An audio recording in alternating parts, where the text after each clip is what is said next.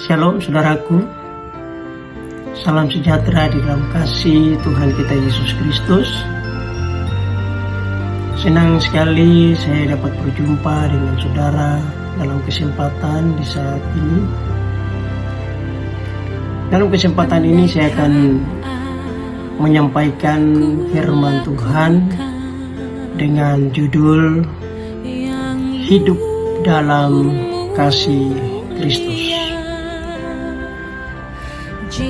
Pembacaan firman Tuhan di saat ini terdapat di dalam Injil Matius pasal yang kelima ayat 43 dan 44. Perikop firman Allah berkata, Yesus dan hukum Taurat. Demikian bunyi firman Tuhan. Kamu telah mendengar firman, kasihilah sesamamu manusia dan bencilah musuhmu. Tetapi aku berkata kepadamu, kasihilah musuhmu dan berdoalah bagi mereka yang menganiaya kamu. Saudara kekasih, tujuan dari judul khotbah yang saya sampaikan di saat ini adalah agar kasih tidak dijadikan pengetahuan dalam otak. Kasih tidak hanya diucapkan, tetapi kasih itu harus dipraktikkan.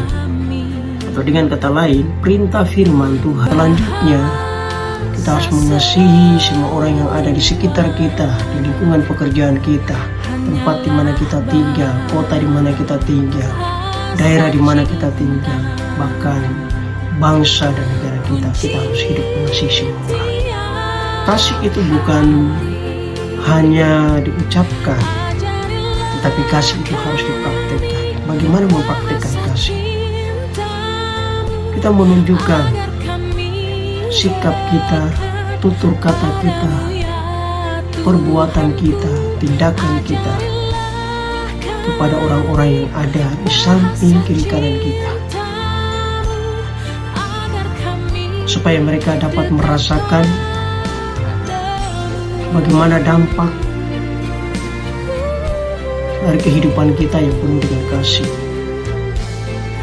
Saudaraku yang dikasih oleh Tuhan kita Yesus Kristus, mengasihi semua orang itu berarti kita harus melakukan hal-hal yang baik, melakukan yang terbaik agar orang lain merasakan kehangatan kasih Kristus yang ada dalam diri kita. Jadi intinya adalah bagaimana kita harus memberikan teladan melalui sikap kita, tindakan kita, perbuatan kita, tutur kata kita. Kita harus memberikan teladan. Baik saudaraku, yang dilakukan yang terbaik buat musuh kita, agar musuh kita, lawan kita, orang lain yang menyakiti kita merasakan kehangatan kasih Kristus yang ada di dalam diri kita, meskipun kita tersakiti. Saudaraku, peristiwa yang terjadi di negeri kita sebagai contoh, di mana telah terjadi pembunuhan Brigadir J dilakukan oleh Baradae dan kawan-kawan. Begitu sangat luar biasa keluarga dari Brigadir J bisa melepaskan pengampunan, mengasihi dan memaafkan perbuatan dari Baradae. Ini adalah suatu bentuk praktek kasih yang dinyatakan, yang ditunjukkan, yang dipraktekkan sebagai bentuk ketaatan kepada firman Tuhan, ketaatan kepada ajaran Kristus.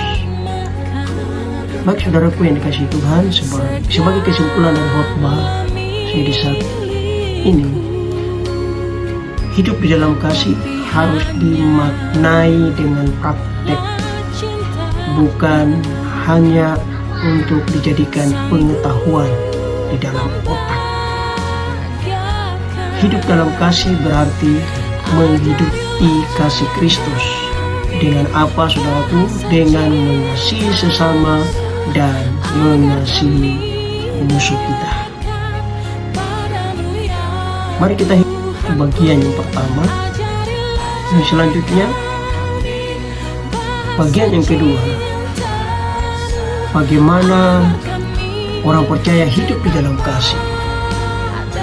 Maka Tuhan Yesus mengajarkan kepada kita dalam Injil Matius pasal yang kelima ayat 44, dikatakan, Setiap orang yang hidup dalam kasih Kristus adalah mereka yang mengasihi musuh.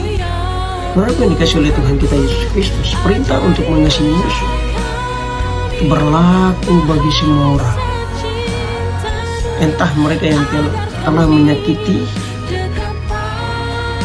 memfitnah kita, menipu, menggosip, merugikan, mengecewakan, mengkhianati, memukul, bahkan membunuh atau menghilangkan nyawa. Firman Tuhan mengajarkan kita untuk apa, saudara? Firman Tuhan mengajarkan kita membalas kejahatan dengan kebaikan. Mengasihi musuh itu berarti kita harus bisa mengampuni. Mengasihi musuh itu berarti kita harus bisa memaafkan. Mengasihi musuh itu berarti kita tidak mendendam, tidak membalas, atau yang harus kita lakukan adalah kita melakukan yang terbaik untuk orang lain, meskipun kita telah disakiti. Perintah untuk mengasihi semua orang berlaku mulai dari dalam lingkungan keluarga. Seorang suami harus mengasihi istri, dan seorang istri harus menghormati suaminya. Demikian juga suami istri harus mengasihi, menyayangi, dan memperhatikan anak-anak yang ada di dalam lingkungan keluarga. Kemudian kita juga harus mengasihi keluarga kita yang lain, baik keluarga dari suami dan juga keluarga dari istri. Dan selanjutnya kita harus mengasihi teman-teman seiman dalam pelayanan gereja, tempat di mana kita melayani Tuhan, antar sesama hamba-hamba Tuhan, pelayan-pelayan, imam-imam, sesama jemaat Tuhan yang ada. Dan selanjutnya kita harus mengasihi. Pertanyaannya, saudaraku, bagaimana orang percaya hidup di dalam kasih? Baik saudaraku yang dikasihi Tuhan, sebagai kesimpulan dari khotbah saya di saat ini, hidup di dalam kasih harus dimaknai dengan praktek, bukan hanya untuk dijadikan pengetahuan di dalam otak. Hidup dalam kasih berarti menghidupi kasih Kristus. Dengan apa, saudaraku? Dengan mengasihi sesama dan mengasihi musuh kita.